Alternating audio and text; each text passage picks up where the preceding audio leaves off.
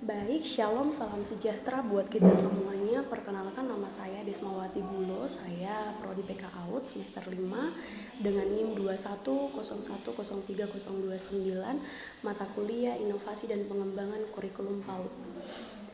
Pada kesempatan kali ini saya akan kembali meresum tentang materi yang disampaikan oleh Ibu Sri Afridia Peliang SPD mengenai kerangka pembelajaran paradigma baru.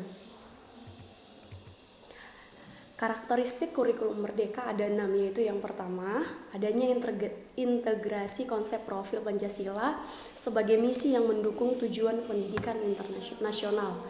Yang kedua, pada struktur kurikulum terjadi perubahan jam belajar dari minimal 900 menit per minggu menjadi minimal 1050 menit per minggu. Yang ketiga, reformulasi cukupan capaian pembelajaran. Ada 3 capaian pembelajaran yang ditetapkan pemerintah. 1.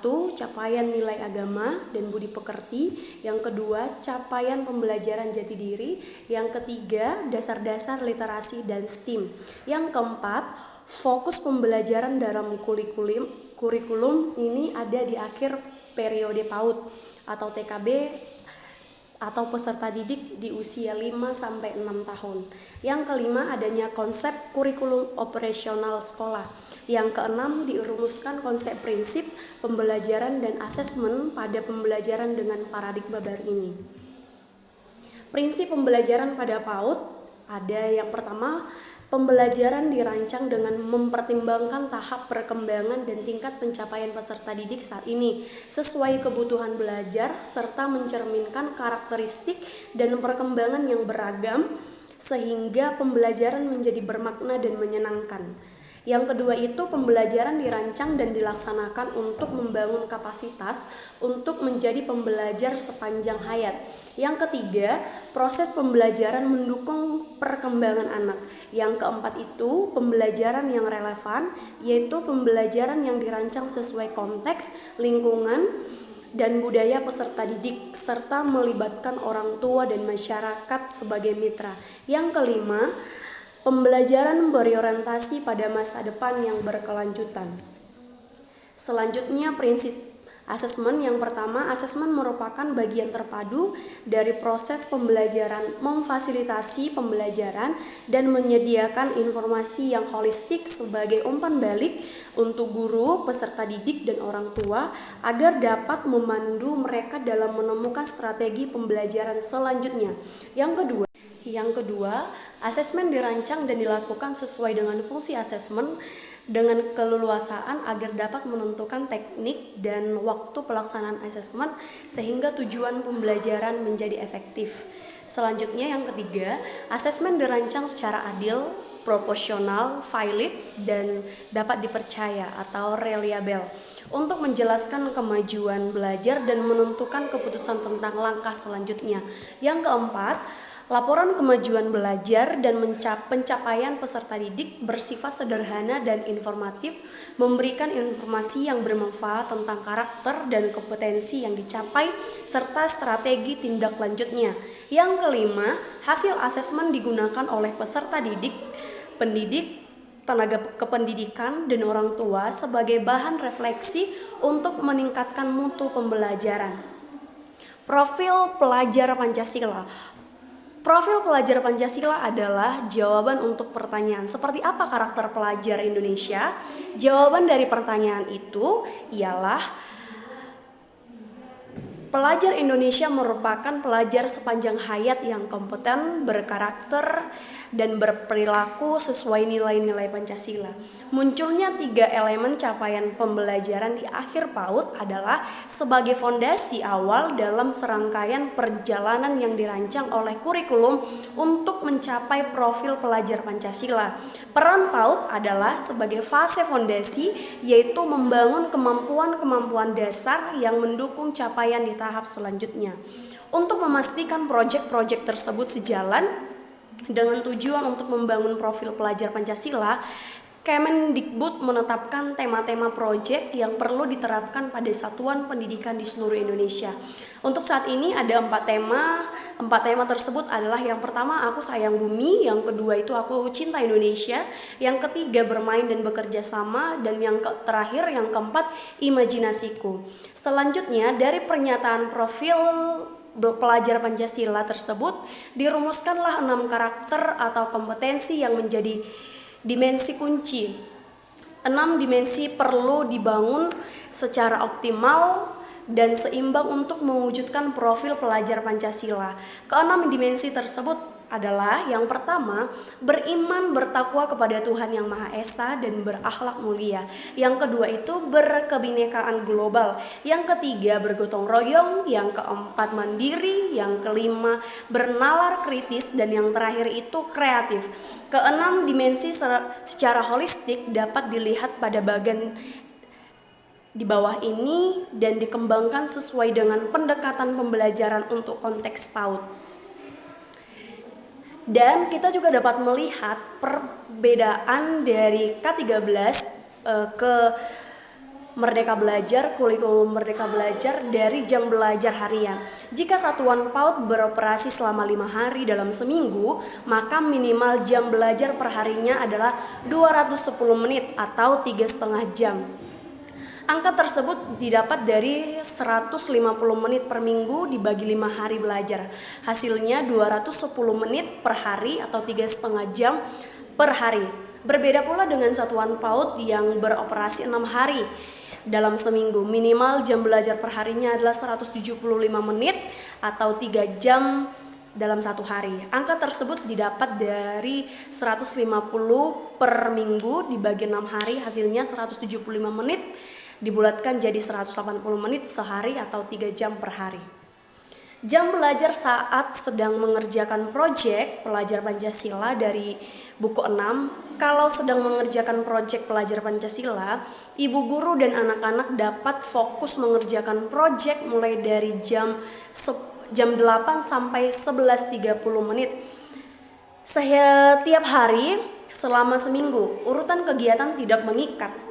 Artinya, guru dapat menyesuaikan situasi dan kondisi di satuan PAUD masing-masing. Contohnya begini, kalau di hari pertama anak-anak belum menguasai, boleh dilanjutkan di hari kedua dan sampai benar-benar anak-anak dapat memahami dan mengikuti proses pembelajaran di hari yang pertama. Yang selanjutnya sebagai contoh di kegiatan hari pertama dari hasil curah, pendapat diperoleh 4 rencana kegiatan main seperti detektif sampah, memilah sampah, menghias dan melabel botol, dan membuat ekoenzim.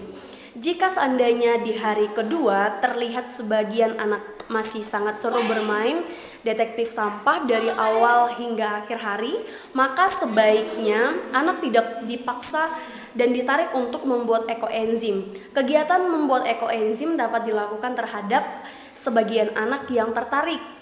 Untuk alokasi waktu kegiatan proyek tidak ditentukan, tergantung kebutuhan pembelajaran di sekolah tersebut. Kurikulum operasional sekolah. Kurikulum operasional sekolah adalah kurikulum yang dikembangkan sendiri oleh satuan pendidikan. Dalam mengembangkannya, satuan pendidikan misalnya satuan PAUD memiliki otonomi untuk menentukan kurikulum operasionalnya sendiri dengan mempertimbangkan karakteristik lingkungan satuan PAUD, tetapi dengan tetap mengacu pada struktur minimum kurikulum yang ditetapkan pemerintah. Satuan PAUD diharapkan dapat menyusun kurikulum operasional yang sesuai dengan visi misi dan karakteristik lembaga masing-masing. Baik, selanjutnya hubungan capaian pembelajaran atau CP dan kurikulum operasional sekolah. Setiap satuan PAUD perlu merancang kurikulum operasional sekolah untuk mengantarkan setiap peserta didik yang ada dalam satuan PAUD untuk sampai pada capaian pembelajaran di akhir periode PAUD. Meskipun demikian, tiap satuan PAUD memiliki kemerdekaan untuk menentukan kurikulum operasional sekolahnya masing-masing berdasarkan visi misi lembaga, karakteristik lembaga, dan budaya setempat sesuai dengan visi misi sekolah tersebut. Dan beberapa hal yang harus diperhatikan untuk memastikan capaian pembelajaran diterjemahkan secara baik dalam kurikulum operasional sekolah adalah sebagai berikut. Yang pertama, menentukan konteks daerah, budaya, dan bahasa lokal. Bermain sambil belajar dan dukungan. Dan selanjutnya, merancang pembelajaran berdasarkan elemen capaian pembelajaran PAUD. Mengenal karakteristik capaian pembelajaran atau CP. CP disusun per fase, bukan per tahun. Artinya, CP adalah capaian pada akhir fase fondasi atau di TKB. Atau saat anak selesai pada jenjang PAUD dan bukan capaian yang ingin dicapai pada setiap jenjang PAUD. Yang kedua, rumusan CP ditulis dalam bentuk paragraf yang berbunyi pada akhir fase fondasi, anak menunjukkan kegemaran mempraktekkan dasar-dasar nilai agama dan budi pekerti, kebanggaan terhadap jati dirinya, kemampuan literasi dan dasar-dasar sains, teknologi, rekayasa, seni, dan matematika untuk membangun kesenangan belajar dan kesiapan mengikuti pendidikan dasar. Yang ketiga elemen CP tersebut dicapai melalui serangkaian kegiatan bermain belajar. Mengenal elemen capaian pembelajaran atau CP, yang pertama CP nilai agama dan budi pekerti, yang kedua itu CP jati diri, yang ketiga CP dasar-dasar literasi dan STEAM. Yang selanjutnya, menerjemahkan capaian pembelajaran ke dalam kurikulum operasional sekolah. Yang pertama, menentukan tujuan pembelajaran satuan PAUD, menentukan tujuan pembelajaran untuk tiap elemen CP yang mengacu pada capaian pembelajaran atau CP dengan mempertimbangkan visi dan misi satuan PAUD, profil belajar, karakteristik peserta didik, serta karakteristik lokal dan budaya setempat. Contoh tujuan pembelajaran dalam CP nilai agama dan budi pekerti, anak mengenali dan mempraktekkan nilai dan kewajiban ajaran agamanya. Anak mengamalkan nilai-nilai ajaran agamanya dalam interaksi dengan sesama dan alam, contohnya tumbuhan, hewan, lingkungan hidup. Anak mengenal keberagaman dan menunjukkan sikap menghargai agama dan kepercayaan orang lain. Contoh tujuan pembelajaran dalam CP jati diri, anak memiliki sikap positif dan berpartisipasi aktif dalam menjaga kebersihan, kesehatan atau nutrisi dan berolahraga dan keselamatan diri. Anak dapat mengenali, mengelola, mengekspresikan emosi diri serta membangun hubungan sosial secara sehat. Anak menunjukkan perasaan bangga terhadap identitas keluarganya, latar belakang budayanya, dan jati dirinya sebagai anak Indonesia yang berlandaskan Pancasila. Contoh tujuan pembelajaran dalam CP dasar-dasar literasi dan STEAM, anak menunjukkan kemampuan mengenali dan memahami berbagai informasi seperti gambar, tanda, simbol, dan cerita. Anak mampu mengkomunikasikan pikiran dan perasaan secara lisan, tulisan, atau menggunakan berbagai media, serta membangun percakapan. Anak menunjukkan minat dan berpartisipasi dalam kegiatan membaca. Anak menunjukkan rasa ingin tahu melalui observasi, eksplorasi, dan eksperimen. Anak mengenal, mengembangkan sikap peduli dan tanggung jawab dalam pemeliharaan alam, lingkungan fisik dan sosial. Anak menunjukkan kemampuan awal menggunakan dan merancang teknologi secara aman dan bertanggung jawab. Anak menunjukkan kemampuan dasar berpikir kritis, kreatif, dan kolaboratif. Anak dapat mengenali dan melihat hubungan antar pola, simbol, dan data serta dapat menggunakannya untuk memecahkan masalah di dalam kehidupan sehari-hari. Anak mengeksplorasi sebagai proses seni, mengekspresikannya serta mengekspresi karya seni mereka masing-masing. Baik, sekian yang bisa saya paparkan lewat seminar atau dari apa yang disampaikan oleh Ibu Sri. Kurang dan lebihnya saya mohon maaf. Dan di akhir pemaparan saya, resume saya ucapkan terima kasih banyak. Shalom.